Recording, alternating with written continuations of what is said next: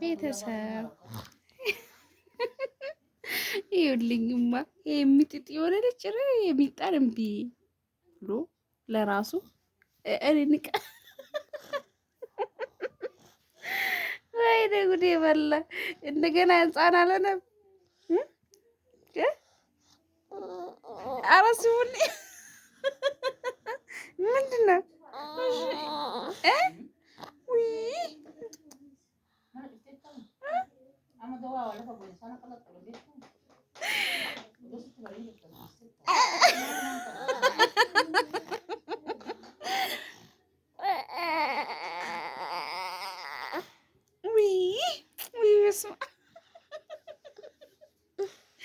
ልጅቷን እዚህ ከላይ ላይ አውርጃት ብሎኝ ማለት ነው።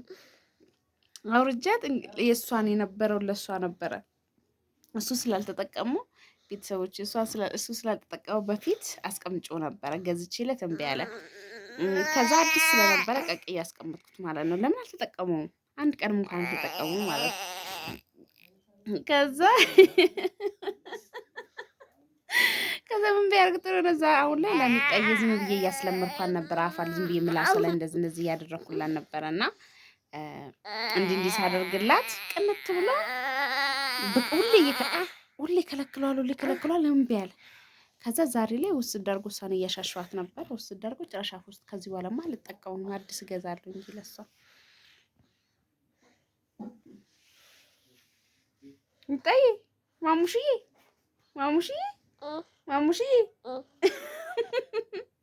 እና ቤተሰቦቼ እንደዚህ እኔ እንጃ በአመት የሚወልዱባቸው ሰዎች እኔ ሁል ጊዜ ጥያቄ የሚሆነኝ ይሄ እንግዲህ ነጌ አይደለ ነጌ 10 ወሩን ይዛል። 2 አመት ከ10 ወሩ እግዚአብሔር የተመሰገነ ይሁን። እኔን ብችላትይ እኔን ታረጉታላችሁ እያባበልን እንግዲህ ጡት ልስጥ አይናገርም። ህፃን ልጅ እኮ አይናገር። ጡት ልስጥ አዎ ያራሳቁበት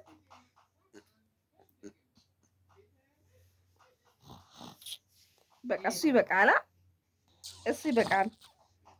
እና ሁሉም ነገር አሁን በነገራችን ላይ የሱ በፊት የሱ በአራስነት የነበረ ልብሶች አሁን ላይ ቆስቲ ወዴት ነው? አራተኛ እሷን ተዋት።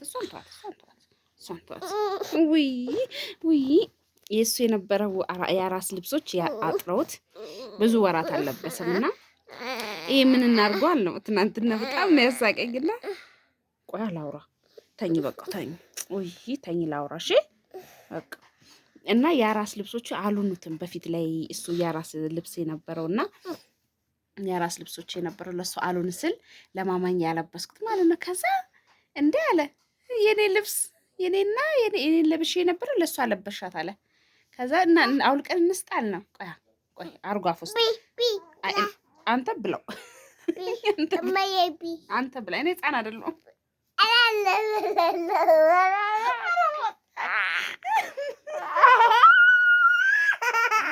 አይጮም እንዳታለቅስ መጣ። አይ ባባዬ እረፋ። አንተ ጥባሽ ወየ ጉድ አቃሽ እኔ ደስ ይላል ስሜቱ እንደዚህ። ከዛ ያችኛዋ ስተኛ ከዚህ ጋር መላፋቱ ምንም ደስ ይላል። ግን ህፃን ልጅ ላው ላይ መውለድ የሚጠቀም ግን ቆይ አላውራ የዛኛው ሰው የነበረው የመጀመሪያ ልጅ የነበረው ልብስ ለሁለተኛ ይሆናል። ለሁለተኛ ያልሆነው ለሶስተኛ እያለ ይቀጥላል። ኧረ ሶስተኛ አራተኛ ይበቃል። ተመስገን። እነዚህም በጸጋ በጥበቡ በሞገሱ በጥበቡ ያሳድግልኝ።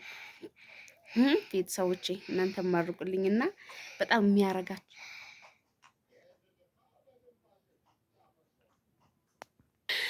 እንትን ብላብኝ አደንግጬ ና እሺ እሷ እንዳነካት ካልሳምኳት ነው ደስ የሚለው ነገር። እንደፈራሁት አይደለም። እግዚአብሔር ይመስገን። ልጅ በጣም ነው የሚወደው እጅግ በጣም ማለት ነው። እና በጣም በቃ ሲያየት ካላቀፍኳት ካልሳምኳት በቃ በጣም የተቸገርኩ ደግሞ እዚህ ጋር ካልሳምኳት እጆቿን እግሮቿ ስሙ ጨርሷል። እዚህ ጋር ነው የተቸገርኩት። አሁን እዚህ ጋር ካልሳምኳት እንደሱ ይበጠስባል ይበጠሳል አባዬ። ኧረ ተው በረከታው እና የሆነ የእሱ የነበረው ነገሮች ስጠቀም በጣም ይገርመዋል። በቃ የኔ ናቸው ግን ስጫት ፈቅጄላታለሁ ስጫት ነው የሚለው። ፈቅደላታል። ልብሶችን ልስጣት ልብሶችን ሁሉም የእሱ ልብሶች ናቸው። በአብዛኛው የእሱ ልብሶችን ነው የማለብሳት እና እሱም አልለበሳቸውም። ባባ አልለበሳቸውም በአብዛኛው ማለት እና የእሱ የሆኑ ነገሮች ሁሉ ይሁን። አንዳንድ ልጅ ያለቅሳል እንዳሰጭ ምናምን ብሎ ይቀናል አይደል? እሱን ነገር በጣም ፈርቼ ነበረ። እኔ ጋር ቴሌቪዥን እኮ በዝኔ ልጅ ዋው እዛ ጋር አሻንጉሊት አለ እና እንትን አይልም። በጣም የተደሰትኩት ነገር ምን ልስጥህ? ክዳኑን እሺ፣ ክዳኑን ማምጪ ይሄ እንትኑ ማለት ነው። ይሄ ሁሉ አይቀር በቃ ይኸው እንግዲህ መግዛት አለብን። ምን ማድረግ አልችልም። እና በነገራችን ላይ ማለት ነው አንድ ነገር ልጠይቃችሁ እስቲ ቤተሰቦች፣ እንትን በረከት እና ያልገባኝ ነገር ማለት ነው እኔ መጀመሪያ ጊዜም ጡት ስሰጥ ስለነበረ ይሄ የጣሳው ወተት ገዝቼ ማላቅም ሰጥቼ ማላቅም እና ከስንት ጊዜ ጀምሮ ነው የምሰጠው? እስቲ ይሄንንም ንገሩኝ የምታውቁ ካላችሁ ማለት ነው።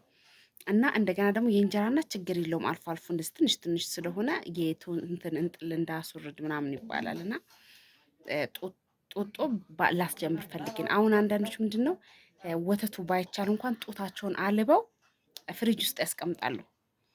እና ፍሪጅ ውስጥ ለማስቀመጥ ደግሞ እኔ ፍሪጅ ስለሌለኝ ጡቴ ሲይዘኝ እንደዚህ አሁን ለምሳሌ ስተኛ ይዛችኋል አይደል? ይፈሳል።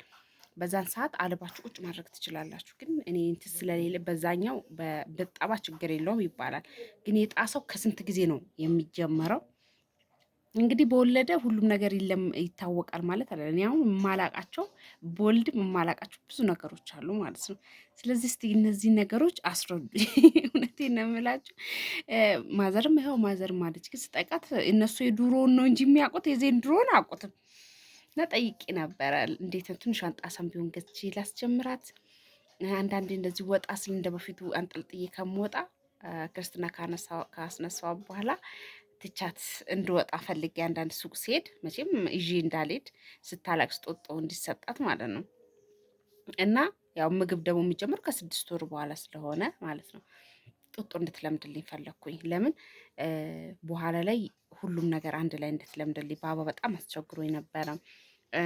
እንትን ወተት ማይወድም እስካሁን ድረስ ወተት ማይጠቀም። በፊት እሱን አስጀምር ብለውኝ ያስጀመርኩት ምንድን ነው ግን ከ5 ወር በኋላ ነው ምናምን ያስጀመርኩት የወተት ግን እምቢ አለች።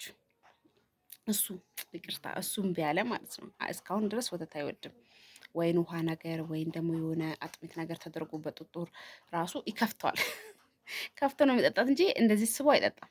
እውነት በጣም ነው እንትን የሚለው እና እስቲ ይሄን ነገር አስረዱኝ። ማዘርም ስጠቃት ኧረ ከ6 ወር አለች እና ከ6 ወር በኋላ ደግሞ ባባ ስላለመደልኝ እንዴት ነው እችኛን ማስለምዳት? ልምዱ ያላችሁ ሰዎች ንገሩኝ።